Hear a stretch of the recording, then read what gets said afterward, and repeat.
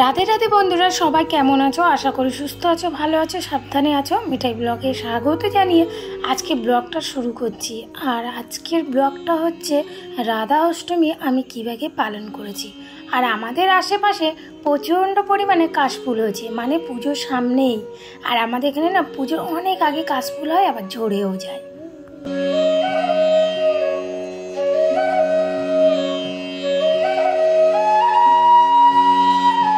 রাধা অষ্টমীটা আমি আমার মতো করে পালন করেছি।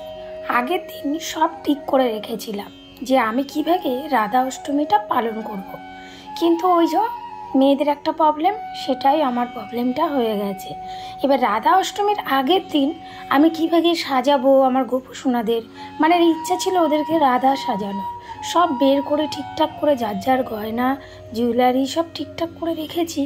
আর পরের দিন সকালবেলা মানে অসম্ভব পেটে যন্ত্রণা। এবার সেই পেটে যন্ত্রণার জন্য আমি আর ভয়ে মানে কিছুই আমি হাত দিতে পারিনি। কিন্তু হঠাৎ দেখছি পেটে ব্যথাটা আমার কমে গেছে, মানে কিছুই হয়নি আমার। তারপরেই আমি তাড়াতাড়ি করে উঠে আমি লুচি আর সুজি করে দিয়েছিলাম। ওই যে ওদের খাওয়ার ইচ্ছা হয়েছিল যে, সেটাই ওরা করিয়ে নিল।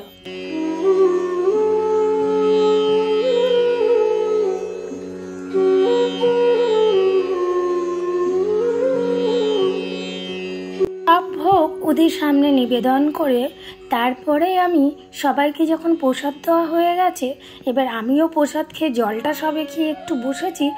আবার দেখছি সেই সকালবেলার মতো অসম্ভব পেটে ব্যথা করছে। এবার তখন আমি বললাম ওরে দুষ্টু, মানে আমি দুদিন আগের থেকে আমি বলেছি আমি ওদেরকে কি করে দেবো।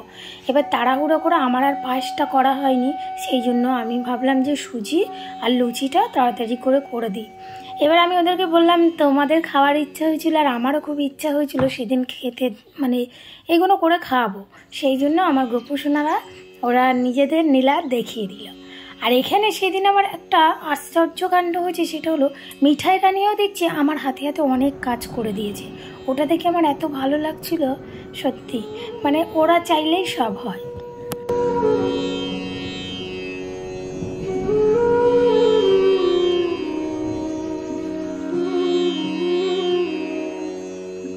যাই হোক, আমরা মেয়েরা এটাই আমাদের একটা দোষ। আর যেদিন আমার মানে ওরকম প্রত্যেকটা মেয়েরই হয়, এতে লজ্জার কিছু নেই। যখন আমার গোপুসোনাদেরকে আমি ধরতে পারি না, সেদিন আমি সারাক্ষণ ওদের মুখের দিকে তাকিয়ে আমি মানে ওদেরকে অনুভব করি যে আমি নিতে পারছি না, আমার কষ্ট হচ্ছে। সত্যি ওদের কতটা কষ্ট হয় আমি জানি না, কিন্তু আমার অসম্ভব কষ্ট হয়। আমি থাকতে পারি না ওদেরকে ছাড়া। মানে 3 থেকে 4 বার ওদেরকে আমি মানে ধরাধরি করি কিংবা ওদের কাছে যাই, ওদের সব কিছু করি, সেবা করি। আর সেই টাইমটা মানে এই 4-5 দিন আমি ওদেরকে ধরতেই পারি না। ওটাই আমার সব থেকে বেশি কষ্ট হয়। অনেকে কি করে ওই মানে ওই অবস্থায় তা মানে ধরে, কিন্তু নিজের সন্তানের মতো। কিন্তু আমার ইচ্ছা হয় যে ভাবি যে সবাই করে আমি কি করব সেটা, কিন্তু আমার মন চায় না। সেই জন্য যে কদিন আমার অসুবিধা হয় সে কদিন ছোট্ট মিঠাই রানি আর তার বাবা করে, কিন্তু আমার মতো করতে পারে না, কিন্তু চেষ্টা করে। ওটাই অনেক আমার কাছে।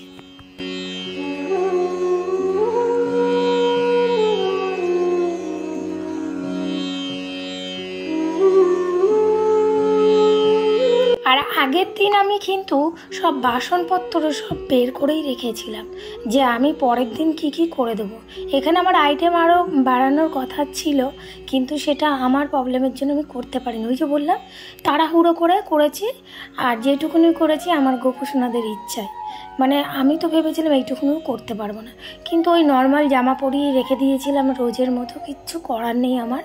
আর যে জামা প্যান্টগুলো বার করে রেখেছিলাম সেগুলো ওইভাবেই ভাঁজ করা আছে। ইচ্ছা ছিল যে রাধা সাজিয়ে আমার সোনাদেরকে কেমন দেখতে লাগবে, কিন্তু সেটা আমার পূরণ হলো না। আর আমার লাড্ডু সোনা না একদম মেয়ে সাজতে পছন্দ করে না। মানে যতবার ওকে আমি মেয়ে ড্রেস বার করি কি জানে কিছু একটা হয়, আর তখনই ওই মানে পরাতে পারি না। সেই জন্য আমার বুঝতে পারি যে আমার লাড্ডু সোনা ওটা পছন্দ করে না, মানে মেয়ে ড্রেস পরতে। কিন্তু আমাদের তাতানবাবু কিন্তু আবার মেয়ে ড্রেস পরতে খুব পছন্দ করে।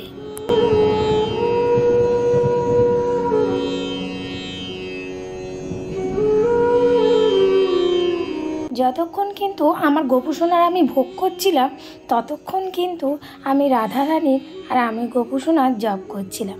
আমি এটাই করে থাকি।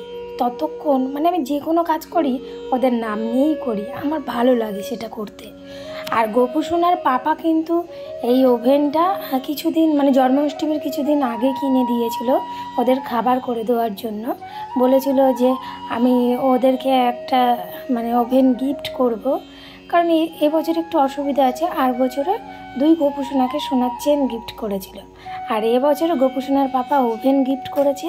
আর আমি করেছিলাম তাতান সোনার তো নতুন এসছে, ওর তো কিছু দেওয়া হয়নি, তাই তাতান সোনাকে কোমরের একটা চেন দেওয়া হয়েছিল। আর সেগুলো পরে শেয়ার করব।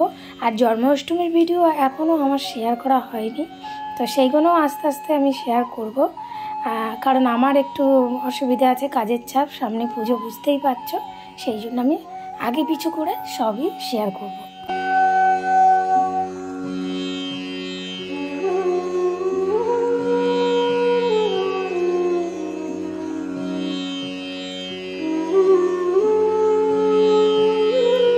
সুজিটা আমি একটু গাঢ় করেই করলাম, কারণ আমি যদিও বরফি করে কাটবো, আর তাড়াহুড়োর মধ্যে না মানে সুজিটা যদি আরও একটু শুকাতাম তাহলে আরও বেশি ভালো হতো।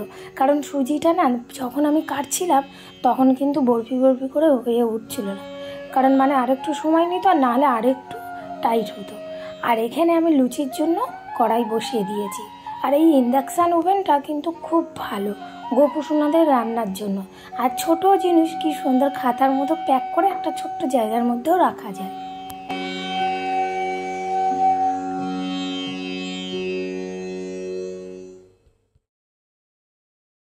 বেশ অনেক দিনের ইচ্ছে ছিল আমার গোপু সোনাদের একটা ওভেন হবে, মানে যে কোনো একটা ওভেন হোক যাই হোক নেব, মনে মনে ভেবেছিলাম। হঠাৎ করে জন্মাষ্টমীর কিছু আগে গোপু সোনার পাপা বলছে যে গোপু সোনার খাবার এবার কী করে দেবে।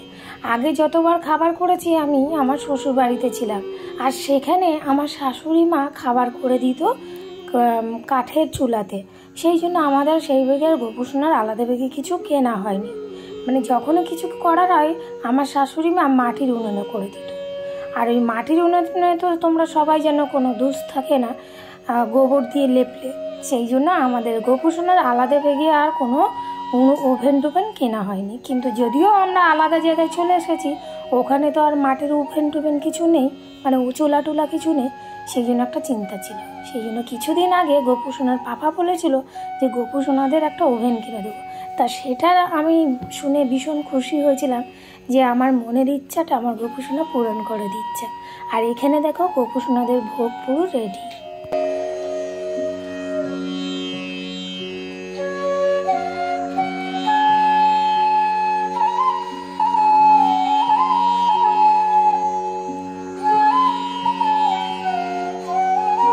গোপু সোনাদের ভোগ আমি রেডি করে ওদের সামনে নিবেদন করব। আর 2টো আসন আছে, 2টো আসনের মধ্যেই কিন্তু 2টো থালা আমি রাখবো। একটাই কষ্ট হচ্ছে, আমি আগের দিন যেটা ভেবেছিলাম যে রাধা সাজাবো সেটাই আমি সাজাতে পারিনি। ঠিক আছে, কোনো ব্যাপার নেই, পরে কোনো একদিন সাজিয়ে দেবো। আর আমার গোপু সোনারা সবসময় সাজতে গুজতে খুব পছন্দ করে। আর আমি সবসময় বাড়িতে রোজ ব্যবহার করার জামা সেটা হলো সুতির জামা ব্যবহার করি, মানে সফট গেঞ্জি কিংবা সুতির জামা, আমি এটাই সবসময় ব্যবহার করি।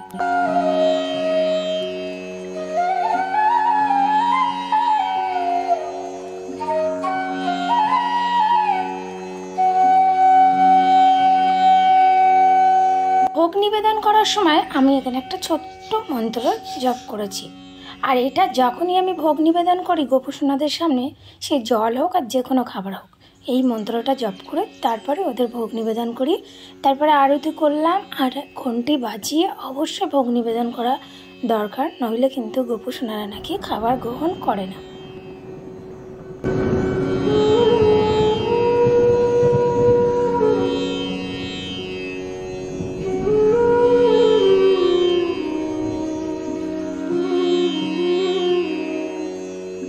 ভেবেছিলাম এইটুকুনিও করতে পারবো না, কিন্তু এইটুকুনি করেই আমি অনেক শান্তি পেয়েছি মনে, যে আমি আমার গোপু সোনাদেরকে নিজের হাতে ভোগ নিবেদন করেছি। আর একটা কথা, আমার লাড্ডু সোনা সন্দেশ সোনা কিন্তু বাইরের খুব একটা জামা পছন্দ করে না, আমি দেখেছি এটা প্রায় লক্ষ্য করে। আমি নিজে জামা বানিয়ে ওদেরকে পরাবো, তারপরেই ওরা জামা পরবে।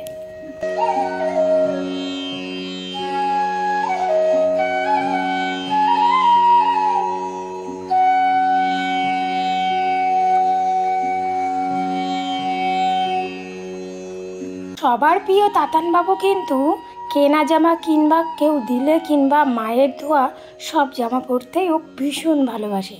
আমি প্রায় লক্ষ্য করে দেখছি, মানে ওকে যেটাই পরাচ্ছ সেটাই ফিট হয়ে যাচ্ছে, আর সবসময় হাসি মুখটা।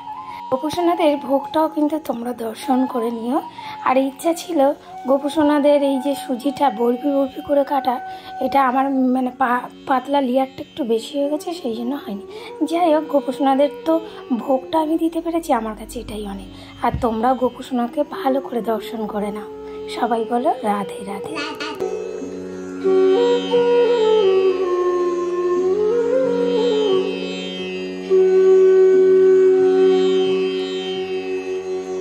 এবছরের রাধা অষ্টমীটা আমি এইভাবেই ছোট্ট করে পালন করেছি, আর এইটুকুনি যে করতে পেরেছি সত্যি আমি ভীষণ খুশি হয়েছি।